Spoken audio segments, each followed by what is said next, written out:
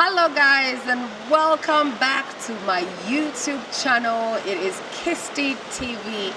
If you have not subscribed yet, make sure you get to it right now by clicking the subscribe button and also the notification button, of course. So every time I put out a video, you are one of the first people to know that I have a video out. And another thing, guys, right now we are at Mosa Restaurant and Bar here at Freedom City. If you don't know where Freedom City is, it's along Entebbe Road right here in Namasua. It is such a beautiful spot.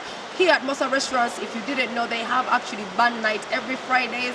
Bring your kids here to Freedom City and enjoy. Let them enjoy the swimming pools, the bouncing castles. If you're called a Freedom City. Kakati no katoyongereyo bannange ababadde balaba video yange. Thank you so much abalabye the first video. Keep watching, keep sharing the page, keep sharing the channel, share the news about the new show Travel 101 with Robin Kisti.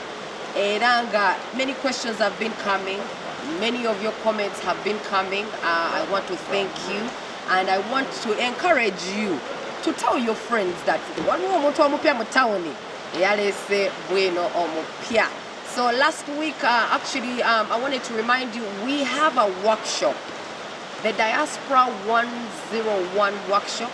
This workshop is going to take place at the National Theatre this Saturday, this coming Saturday, the 20th of January. Mutwalo gomogoka 10,000 okuyingira. You can pay now or you can pay at the door. Just make sure you come. If you are viewing from outside of the country, we're going to have a live link where you can all watch from where you are at. So make sure you check me out. You can call the numbers that have been given to you, 0751-260033. That's one of the numbers you can use to reach me. You can book your tickets there, and also any information that you need to know about this travel information. I also want to say that this show is proudly sponsored by New Generation Consultants. New Generation Consultants is a company that's here to help you, give you knowledge that you need if you want to travel. Since last week, so make sure you reach out to us. It's the same number and we'll be able to help you. Yes, Abe on the camera, thank you so much. Oris, thank you so much. My whole team. King Plug, thank you so much. Kakati nonzize n'ensonga eziwerera ddala olunaku olwaleero. Last video we were talking about how do you go abroad using a visitor's visa or a student visa. Era nenzikatiriza nnyo ku kya student visa because I believe it is best for someone to go and seek knowledge in other countries than to go and maybe become a citizen. Because when you go out there and you seek knowledge, chances are you're going to come back and bring that knowledge back here in Uganda, and we build this great nation of Uganda that we all love so much. That's one of the main reasons I came back to Uganda. I wanted to come back nzimbe Uganda amagezi genzije ebweru ngaleete wano nga bwe nabagamba, if I enter the parliament one day, you'll be grateful for some of the implementations that I bring into this economy, into the social service systems. Kubanga abasinga bagenda ebweru kubanga bagala better hospitals. Simayanga government zebweru zigaba ssente byemuwulira bye babagamba. Naye nawona Uganda kisoboka if we learn what is out there, the Twitter systems in Uganda, and we implement them because it's our generation. It is our time. We are going to take on, the parliament, the offices, the big offices. Then we'll be able to implement whatever it is that Ugandans want about those countries abroad. All right. So, student visas, requirements because questions arose. What are the requirements to get a student visa? So I'm going to be telling you exactly what the requirements are. Nayenga, this time in this video, I want to make it a continuation in Yogereku work permits. Yes, I'm going to talk about work permits and maybe we'll go into the fiancé visa, how you get a fiancé visa if you're joining a spouse in any country, okay? Remember that most of the information that I'm giving you here, it's from my personal experience because I have traveled to these specific countries. One day I'll actually bring my passport here, mbalage visa zonna zenina zenekoleddeko nze nga nze.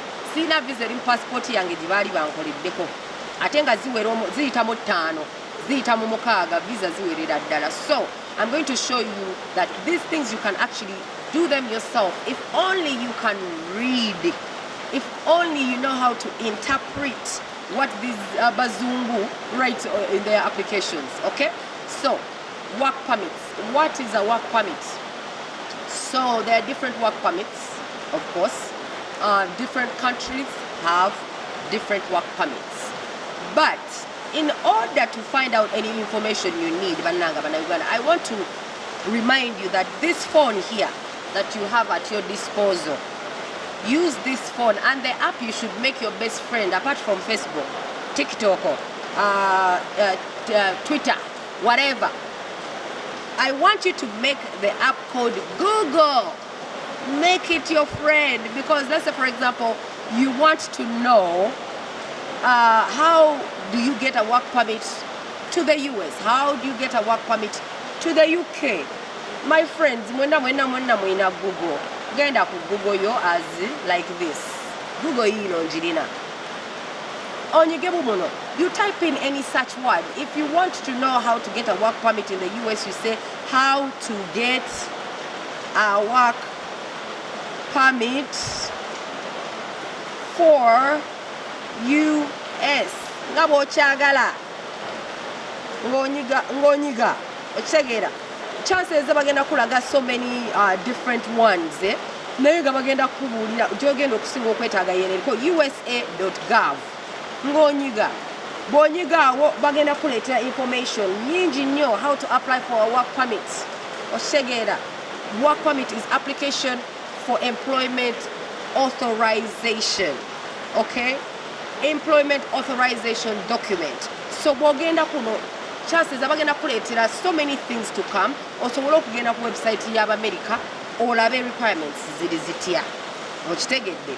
Naye sis, that was just to show you nti buli kimu osobola okukifunako ki? Buli kimu osobola okukifuna online. Mukozese Google app. Abannayuganda, what we know most about is to go on TikTok and Facebook and abuse people. Naye bababuuza ebirala, you don't know where to get information, but go on your Google. So work permits, they come in different ways, and they come in different forms. US call it different names, UK call it different names, other countries call it different names. This is some information that I'm going to give you. Note it down. If you're trying to go to European countries, Schengen countries, Scandinavian countries, as in says Europe, ngoyagala kugenda kola oba oyagala funa work permit, mukimanye kino wansi wano kyengenda okubagamba. You can only work 8 hours a day in these countries. That means bwobanga oli awo I want to go njagala genda bweru kuba ekyeyo saving esente mangu.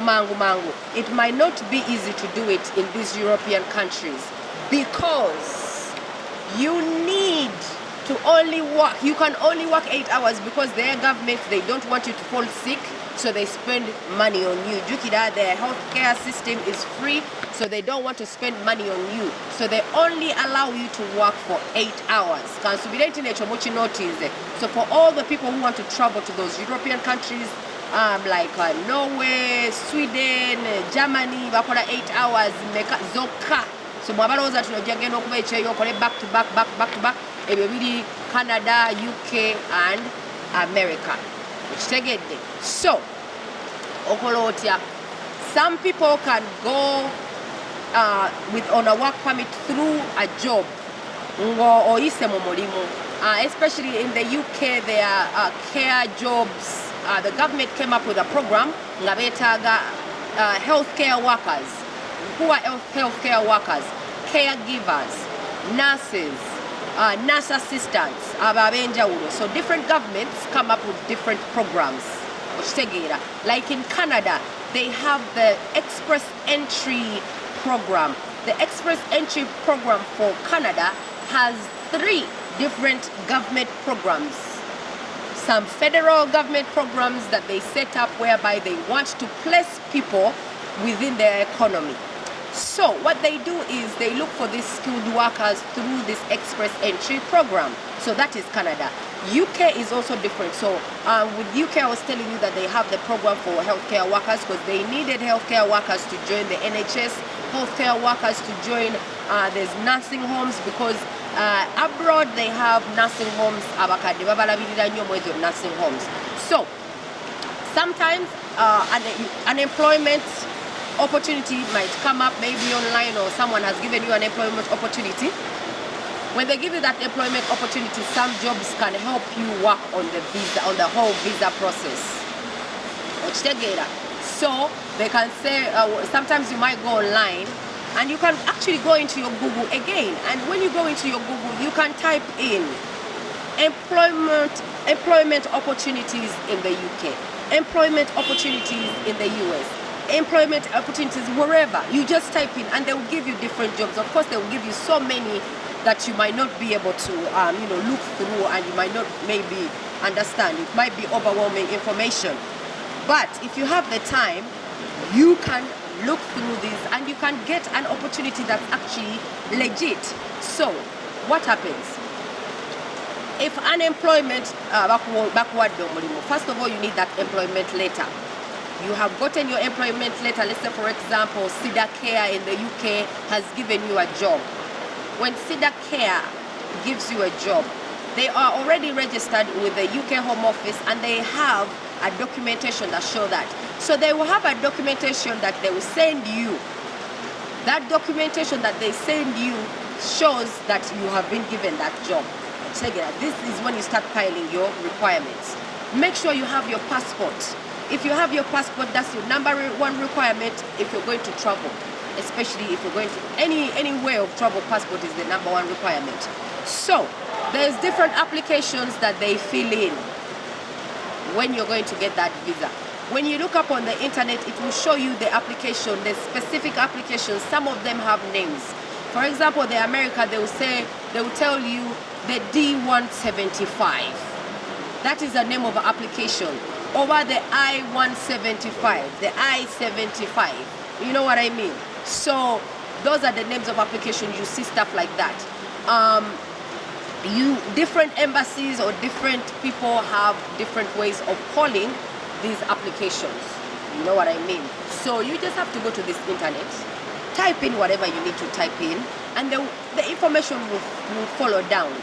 So in most countries, especially countries like Germany, countries like Sweden, a lot of those countries you have to know the language.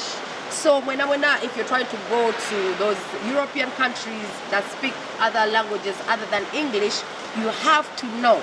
Before you will even start working, you will spend about 3 good years learning the language. So what would I do as me, someone like me? I would advise you, go and find this place called the Gothe Centrum. It is in Kamwocha. Gothe Centrum is a center where you can actually learn German. Alliance Française, you can learn French. So you can even go now.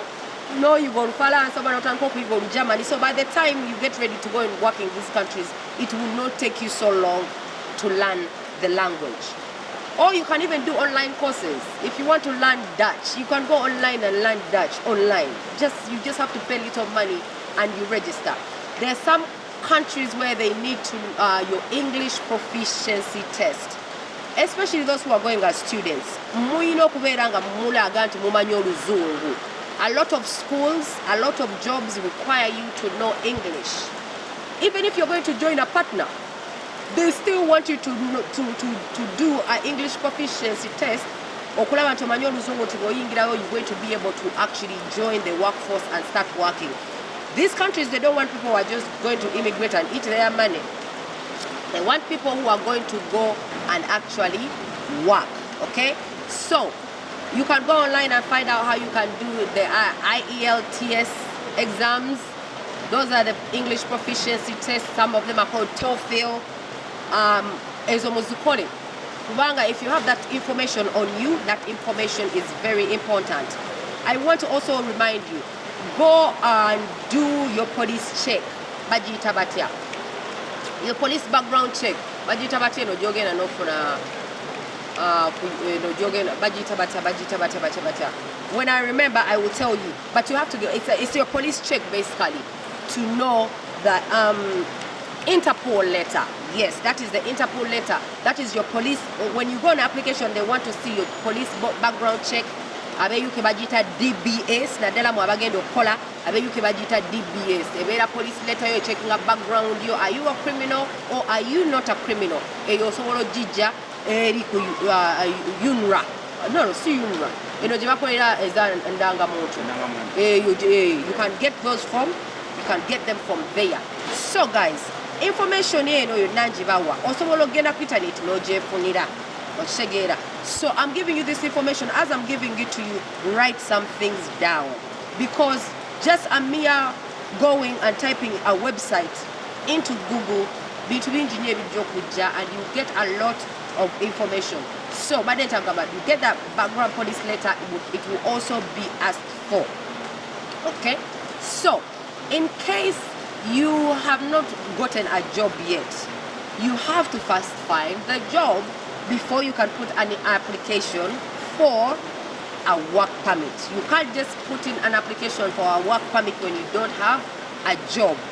However, Chitegeza, waliwo engeri ensendala. There are some countries that can, for example, countries like Germany, I think Netherlands, there is a visa that they can give you, no genda on ngogenda temporarily okunonya omulimu. Omulimu ogwo bw'ogufuna, you can apply for an extension of that visa. So waliwo visa gye basobola okuwa in some countries, n'ogenda n'onoonya omulimu. Mu nsi muli mwennyini n'otasooka gufuna ng'okyali mu nsi yo ey'obutuuze. So those are different work permits that you can get, or different ways you can get these work permits. And I'm also giving you some of the requirements that you will need for these work permits. So the main one is a sponsor, which is a job sponsor in the country you're trying to go to. In fact, that is the easiest way to go on a work permit. So once you go on that work permit, once you get that employment acceptance letter, Chitegeza, one of the most requirements was Funya, because the most key thing is ogenda what address are you going to? Sibile byokumala gagenda ati ngenda wano America oba muzungu wani ena afayo nnyo address gyogendako era ogenda kukola ki okitegeera. So nga tukyali awo ku work permit kandabe ku talking points zange wano. Where do you find these forms? Yes, you find them online. So my experience with a work permit in America. So when you get a work permit in America, before, the times I went, the first work permit when you go, when you apply for asylum, the first work permit you get, it will be free. But renewing that work permit, you will have to pay some money. Now they're telling me it's 5 years. You can have it for 5 years before you renew it. So there are different ways to get work permits. Work is when you have already gone to the US. But the ones from here, genda bugenzi ku internet, osobola okukebera take a more and see how do I get a work permit for this country, or job opportunities. It's easier to go nga waliwo omulimu ogukozeeki ogukusponsorinze. So eya work permit. Work experience is very important, making sure nti oyina certificates eziva bw'oba ng'oli nurse oba ng'okozeeko mu ddwaliro. Make sure you have your work experience. This work experience means where have you worked. Beera ng'olina addresses ezo, ng'olinayo ne ba references nti guli omulimu bwe guba gukubyeyo basobola okwogera with someone agambe nti ddala omuntu ono yakolako naffe. Okitegedde. So make sure you have that reference too.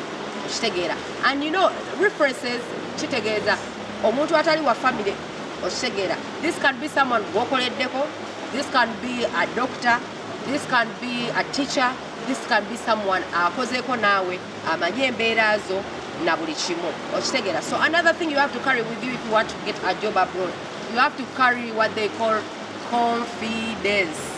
Carry confidence with you, and then you'll be able to actually get this job.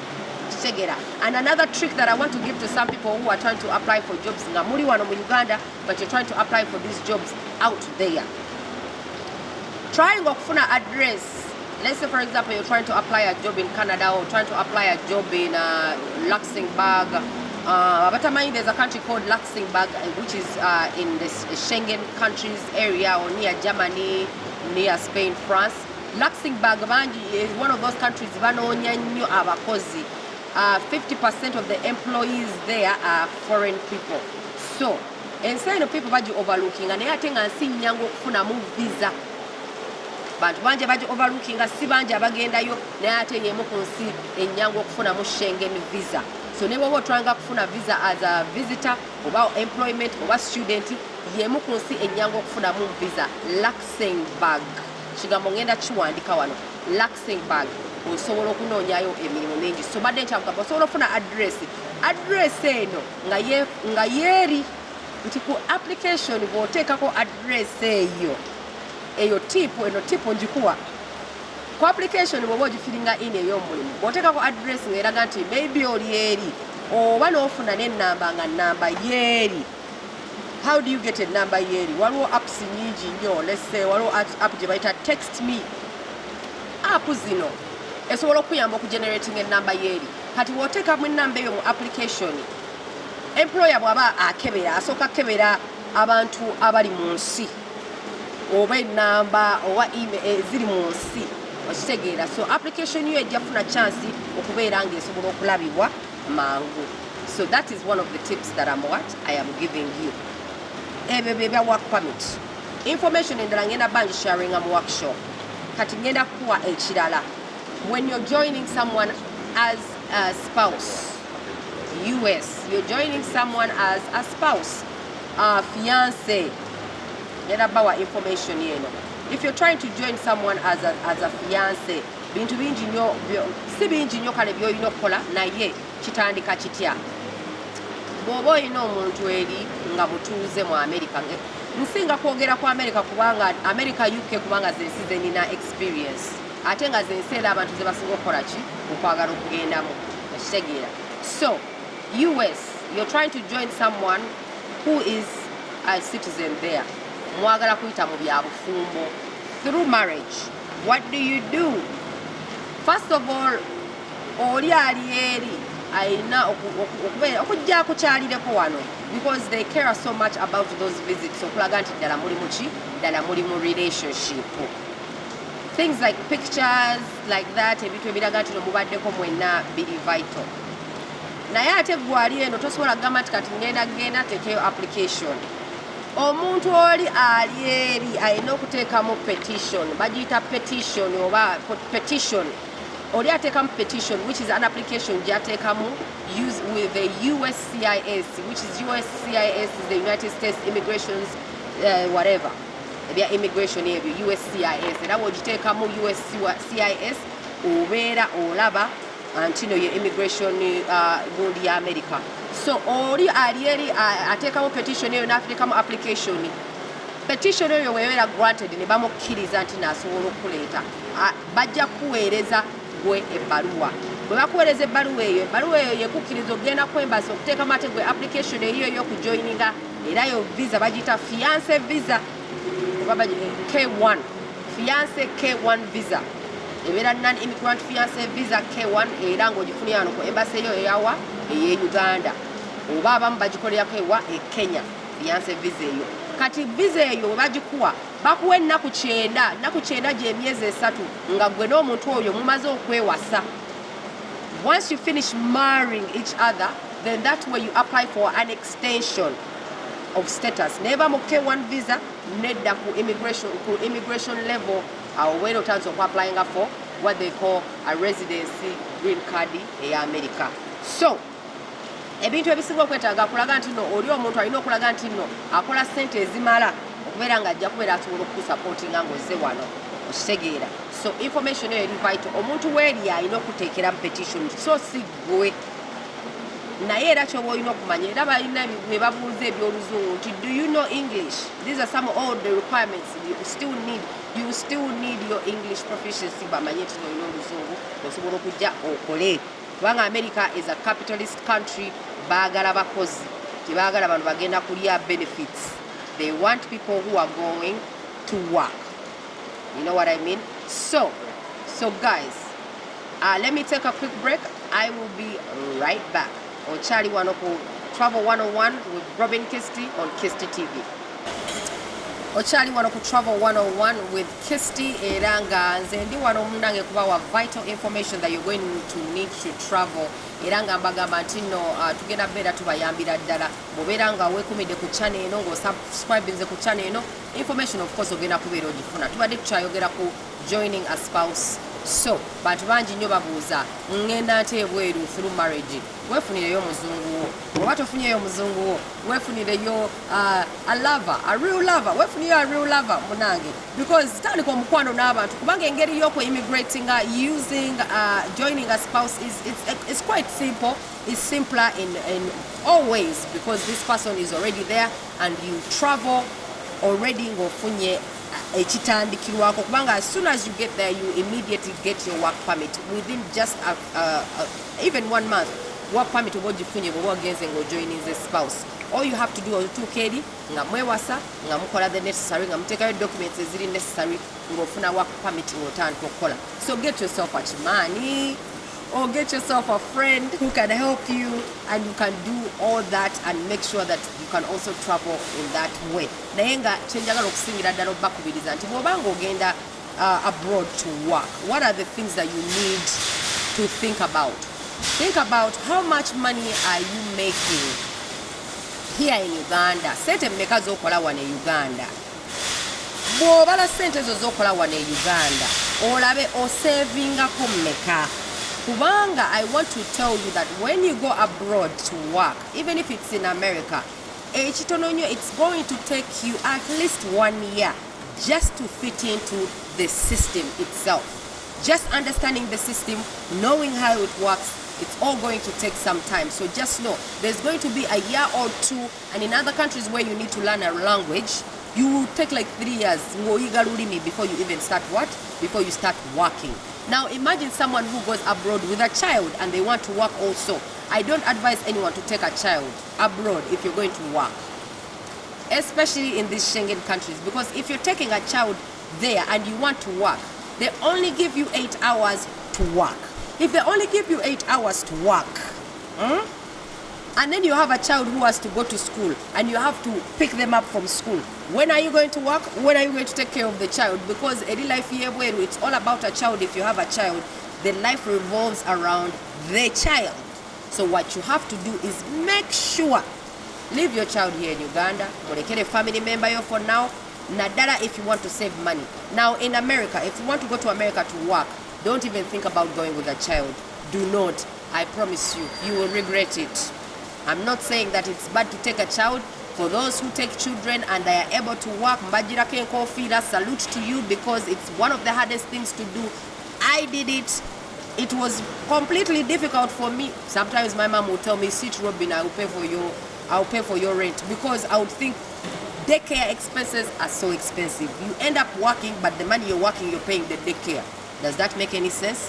Some of you set yourself goals. I want to go to America for like 2 years. In Kone State, it is impossible. You can't go to America within 2 years and make money. Will you save enough money to come back and live in Uganda? No. You have to give yourself a specific goal that is a goal, achievable. A goal that is achievable. Give yourself 10 years. So if you're 40 years old and you want to go to America, but you save money quickly, you're wasting your time because you will not save it quickly. By the time you even decide to save money, you're already 50. You're in your evening years. You know what I mean? So I encourage younger people to go abroad to work. Those people, I encourage you, because the conditions, you're still young, you can still wither with the conditions. If you're older and you're still making your money here in Uganda, that is enough. Don't bother traveling abroad, because the system it's rigorous. That's the word I'm going to use. It's so rigorous. It is so hard. Yetaaga omuntu nga mulamu bulungi nnyo, ng'amaanyi go ogalina bulungi nnyo ag'ekivubuka awo ojja sobola okgenda okole mu America oba Canada oba UK oba ensi yonna yonna gy'oyagala okukola ki okgendamu okukola. Moving abroad is not for everyone. Bw'oba oli wano e Uganda ng'okola millions zo 4 omwezi nga bw'okola expenses zo at least you can fisaako 2 million teri kikutwala bweru kubanga living expense y'ebweru is one of the main reasons people cannot save properly because the living expense is too high. The bills are very many. There are so many bills. So think about it. You have to weigh your condition here in Uganda owuliriza ne byenkugamba ebikwatagana n'eri ebweru sente si nnyangu za kukuŋŋaanya kubanga living expense embeera y'okubeerayo eri expensive. You end up putting all the money in the living expense. So with all that said, if you want to go, everything I've told you, if you want to go, you need help, you can reach out to me. I run a team, I run a company with a team of consultants, and what we do, me being the main consultant, and what we do, we work on a consultation basis. No, because you have to know, if someone asks you, give me $1,15,000, you have to know, zachi. Ziragawa, bichi bizigendo kola. You know what I mean? I would love to take you through a step-by-step application process for those who are interested on a consultation fee. We can discuss that when you meet me. Okay? So, in the comment section, give me your views. Tell me what you want to see next in these videos, because your comments are what is going to give me the topics that I'm going to be bringing you in your next videos. Okay? So, consultative information on your Jemba Wade, Eva Yambie, consultative information on Jemba Wade, it is very helpful, and I hope you people are successful in filling in your applications and doing these processes by yourself. The main reason I'm doing this is because I want to equip you with the knowledge so you can be able to do these things yourself, Banange. You can do these things yourself if you read, if you use your Google app and search for anything you want. It will all be there at your disposal. I call my company the New Generation Consultants because in a generation we have to be new generation thinkers. We have to think fast, think on our feet. So I want to equip you with that knowledge. Make sure you subscribe to my channel. Every week ngenda beera mbaleetera video. Gwe kye mungamba wano nze kye ngenda okubeera nga mbaleetera. Make sure you subscribe, you put on your notification buttons, so every time I come here nekukolera video, you will know on your channel that I have made a video. Okay? So sigenda kwogera bingi nnyo kuyisa wano naye njagala bajjukiza nti no tuli wano ku Freedom City era nga tuli ku Mosa Restaurant and Bar. You can come here and enjoy good food. You can also enjoy a band night every Friday. Babirano ne band ngekuba omuziki ogwenjawulo ebyaka bibyo biberawo wano bingi nnyo, emmere yaabwe nnyingi nungi era nawo ku Freedom City balina kids park, balina kuzanya by'abaana, bouncing castles, bingi nnyo byesobola okusanga wano ku Freedom City eri along Entebbe Road. You cannot miss it. It's the biggest building wano ku Entebbe Road, one of the biggest buildings. So amanya gange Bapta Robin Kisti. This is Travel 101 with Robin Kisti. Give me all your views. Make sure you subscribe and watch and tell all your friends and get all that vital information. Follow me on all our YouTube channels. We have Entebbe Express. You can follow that YouTube channel also. It's called Entebbe Express. You'll be seeing me there a lot with a lot of entertainment, entertainment news, entertainment stories. Okwomberako atenda kuno Kisti TV nako nja kubeera mbeerako. Tugenda kubona internet omwaka guno. Okitegeera mwenna babadde banoonya mukimanye nti no, I am back like I never left.